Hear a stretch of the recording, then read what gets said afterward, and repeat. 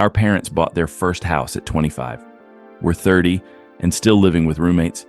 Is this financial illiteracy, or are we just screwed? I'm talking about the housing crisis that nobody wants to admit is real, the one where even people with good jobs can't afford to live independently, the one where homeownership went from normal adult milestone to unrealistic fantasy for rich people only. Recently, this guy Nicholas Sumner went viral on TikTok with a video that hit way too close to home. He said, "My parents earned half what I make, and they could afford to live on their own. I can't even move out. A one-bedroom apartment is $1,800. A two-bedroom is $2,200. Who the hell can afford that? Why are we putting up with this?"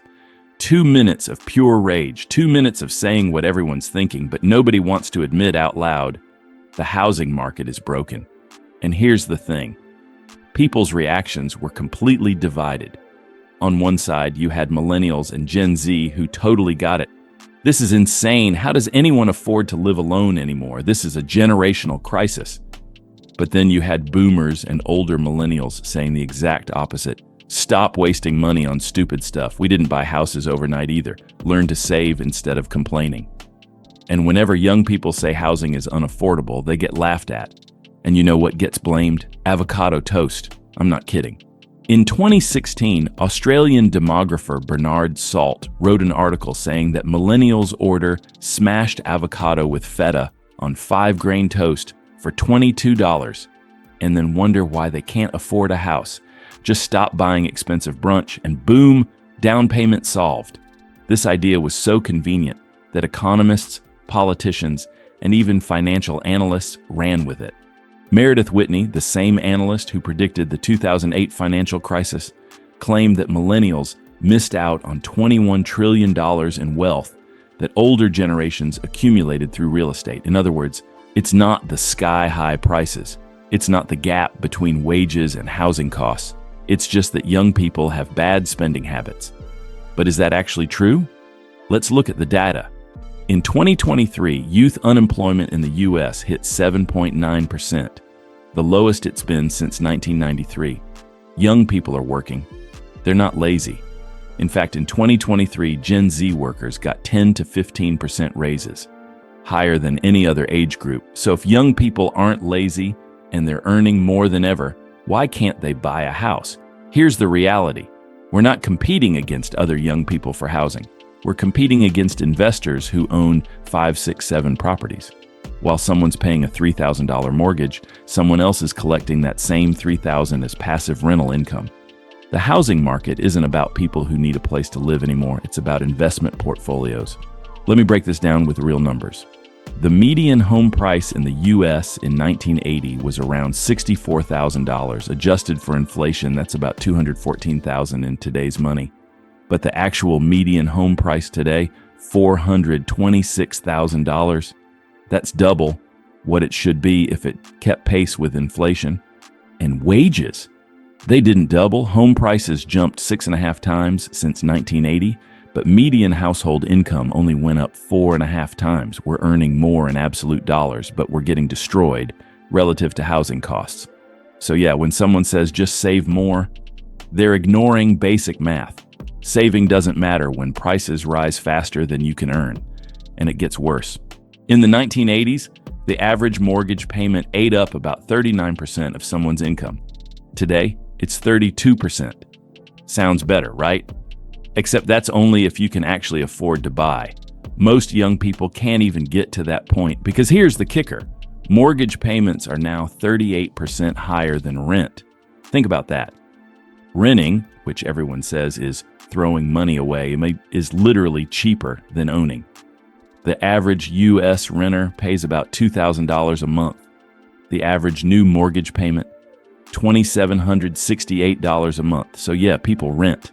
Not because it's smart, not because they prefer it, but because buying a house is financially impossible. And rent isn't exactly cheap either. Over 50% of U.S. renters pay more than $1,500 a month. Gen Z renters average $1,600 a month. That's 60 to 70% of their income in some cities. You know what that's called? Rent burdened. When housing eats up more than 30% of your income, you're considered financially stressed. And 3 out of 5 Gen Z renters fall into that category. So let's recap. Can't afford to buy, can barely afford to rent, and somehow it's our fault for ordering coffee. Now let's talk about home ownership rates. Only 38% of 28-year-olds own a home today. Compare that to 44% of boomers when they were 28. That's a 6-point gap. It doesn't sound huge, but that's millions of people locked out of home ownership, and it's not getting better. Gen Z and millennial home ownership rates flatlined in 2024, meaning no progress. The dream isn't just delayed, it's stalled completely. So where does this leave us? Our parents' generation got housing almost handed to them. Affordable prices, low interest rates, steady wage growth. They bought homes in their 20s, built equity, and rode the wave as property values skyrocketed. We got the opposite. Prices doubled beyond inflation, wages stagnated, and instead of building wealth, we're funding someone else's retirement through rent. But here's what's interesting. Millennials and Gen Z are adapting. We're not playing the same game. If the entry fee to the home ownership club is too high, why join at all? Instead, we're monetizing everything else. Blogs, startups, crypto, digital assets, freelancing, side hustles, passive income streams. For us, there's no right age for success. If you can make money at 16, why wait until 40? The old model of slow, steady savings doesn't work when inflation eats your progress faster than you can build it. So instead of saving $10,000 knowing that by the time you're ready to buy, houses will cost twice as much, young people are taking risks. Big risks, fast risks. And honestly, maybe that's the smarter move. Because here's the thing. Nobody talks about housing wasn't always a commodity. There was a time when housing was a basic right. Governments provided it. People didn't buy homes, they were given homes. No mortgages, no monthly payments, just a roof over your head. But then something shifted in the 20th century. After the Vietnam War, the U.S. dealt with inflation and unemployment. And the easiest way to save the economy? Turn housing into a product. Suddenly, homes weren't just places to live, they were investments. And once you can buy a house with credit, you can sell it for more. And if you can sell it for more, someone else will buy it to flip it again. And the cycle continues. For people who bought homes at the right time. This was amazing. They didn't have to do anything. Just wait. Watch the value go up. Rent it out. Let someone else pay your mortgage. And that's how we got here. In major cities, there are people who don't work. They just own multiple properties and collect rent. Some own 2, some own 5, some own 10. Meet the rental mafia. They're not a conspiracy theory, they're real. They bought property when it was still affordable, and now they're sitting on a gold mine while young people fight over scraps. Millennials and Gen Z aren't competing with each other for housing. They're competing with people who are buying their 5th investment property. So yeah, when someone says, the housing market isn't fair, they're right. It's not. But young people aren't giving up. They're just changing the rules. Analysts are already predicting shifts. While the housing market prices out an entire generation, the traditional model of home ownership might not survive. Will there be a new system where housing becomes affordable again?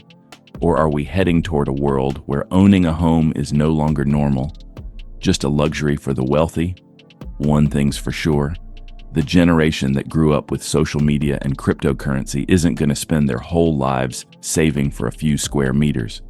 They'll either find new ways to get it, or they'll just reject the idea of home ownership altogether. So maybe it's not about whether the market will adapt to the new generation. Maybe it's about whether the new generation even wants what the market is selling. Our parents bought homes at 25. We can barely afford rent at 30. And somehow, we're the ones being called entitled. Oh, drop a comment. Do you think owning a home is still realistic? Or is that dream dead? See you in the next one.